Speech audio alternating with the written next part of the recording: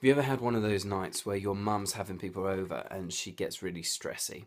I have had a few of those. And what tends to happen is she gets stressy about a house that's already pretty clean, but isn't clean enough. And so she'll faff around trying to clean everything. And at one point she might turn to you and say, well, don't just stand there.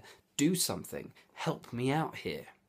And often that can be a motto that we adopt in our lives. You know, don't just stand there. Do something. Do something to solve this problem. Do something to make this happen. David seems to have a different motto. His motto seems to be, don't just do something, stand there and let God do it.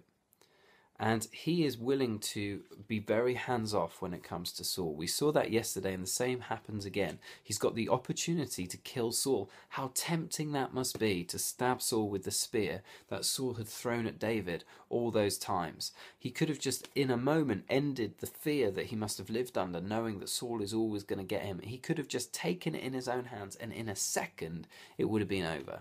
But he refuses to do that because he understands that actually it's not about me forcing this, it's about my trusting God and seeing if he will come through and deliver on his word, and I believe that he will. For lots of us, what we often do is we try and force God's hand. Another way of putting it is we put God to the test. It's like the temptation that Jesus has, do I throw myself off the mountain and then the angels will catch me? And he refuses to put God to the test. Instead, what he chooses to do is rather than test God, he trusts God. He trusts him. For us, that doesn't mean that we live our lives full of inactivity, not doing anything, not witnessing, not praying, not seeking God. You know, all of that. It doesn't mean that we just sit around not doing anything. That's not what I mean when I say don't just do something, stand there. It will involve our activity and it will involve our doing things, but more than anything, it will involve a decision that we make to trust God.